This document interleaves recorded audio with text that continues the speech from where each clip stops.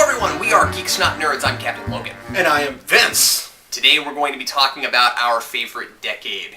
Indeed. We're each going to reveal what our favorite decade is, and then we're going to talk about it. Would you like to go first, Vince? Sure, my favorite decade is 2500. Really? Yeah. The decade of the 2500 aughts? Yes. Okay. All right. Said a number. Vince is now going to reveal his favorite decade, putting 1 minute on the clock. Ready? Yeah. All right, here it is. You ready? You ready? It's the 1950s. Based almost solely on the music that came out in that era. The 1950s had such, well, terrific music. It was the birth of rockabilly. We get Elvis coming around. I mean, granted, Elvis did a lot of country stuff too, but that was, that's my favorite music. That's one of the things that I most closely define myself by, is listening to rockabilly. But that's not even solely it. I mean, the Temptations, to my understanding, the first boy band, they were from the 50s to the 60s. So, we get a lot of these things that go into the 60s and then get warped, but we have this pure rock and roll that came out during the 50s. And that's what I happen to think of every time. And, everything that we see branches off from this rock and roll. Not everything, but most of our popular music comes from that. Pop, I would even say some of our more, some rap would come from this stuff. Reason being is that this is where rebellion started. We had the post-war affluence, and I'm going to stop talking. No, really, tell us about the post-war affluence, Vince. It's like, wow, now we get to interesting stuff, and the timer goes off. You said affluence. Yes, I did. Wow, that's potentially like one of the best, reasons for not using the timer. Anyway. See, told you. I'm sweating. It's warm. Anyway. But math is important. Math is important. Okay. So is post-war affluence. You'll get to post-war affluence. Yes, I will. Okay, here we go.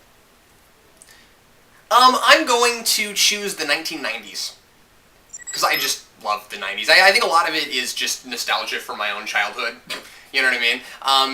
Yeah, I like, you pick 50s for music. I'm picking 90s somewhat for music. 90s gave us some really good alternative rock. I'm a big fan of R.E.M. I'm a big fan of a lot of the groups that, would you quit, Dad? I'm a big fan of I'm going to quit looking at you. I'm a big fan of a lot of the groups that came out of the 90s, and sadly, I don't like much of what came after that, so I think that there was this really great thing going on with rock right then, and then it kind of went away.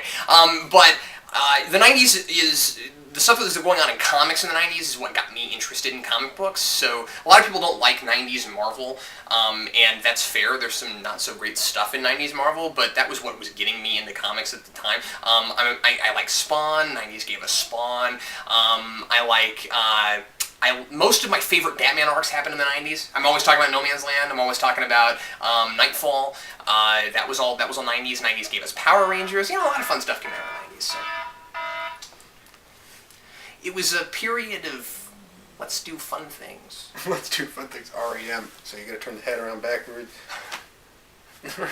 we gotta drink our orange crushes. Orange crush. All right, 3 minutes on the clock. Let's do the 50s versus the 90s. I know I'm not gonna win. Okay.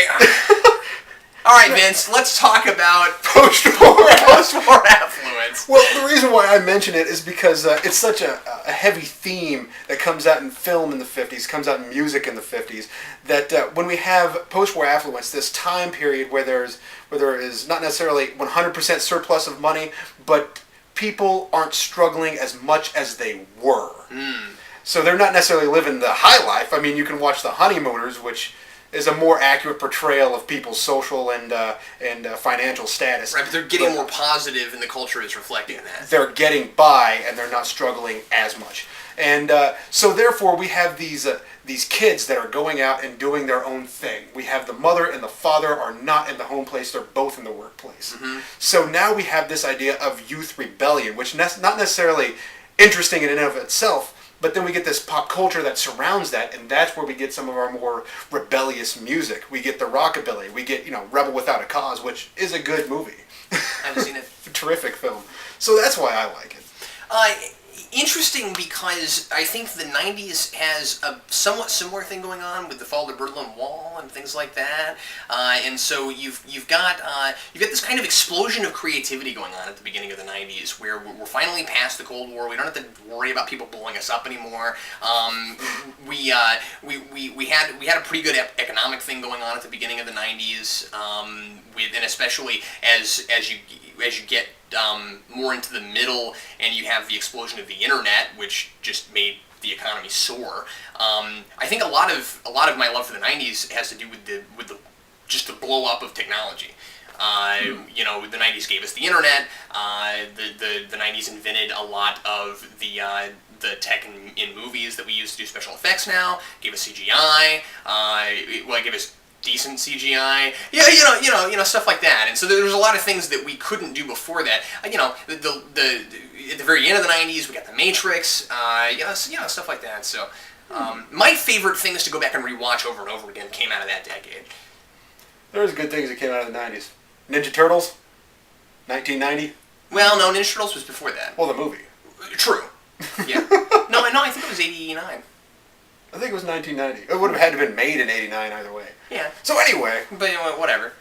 But Ninja Turtles was most certainly a product of the '80s. And I like the '80s a lot too. But see, I almost chose the '80s. Did you over because of the movies over the '50s? Wow. Okay. Now here's the deal. Well, it gave us Back to the Future. It gave us Blues Brothers. Yeah. Gave us Ghostbusters. Yeah. I think '80s really defined what good camp is. Ooh. That's what I think, and that's why I almost chose the '80s. But because the '50s had such style in the music, I chose that. And I mean, if I wanted to go really heavily on the science fiction route, I could have even chosen the '70s because of some of the science fiction films that came out at the end of the '70s. Or the '50s even, well, because of Day the Earth Stood Still, sure. Rocket Ship XM. That's true. All sorts of really cool things. That's true, but the late '70s gave us Alien. It gave us what was I going to say? I think I may have just said Rocket Ship XM, and that's a '60s film, I think. Oh. Anyway. I don't know. You do the research. Mini Kojib, fact check for me, would you?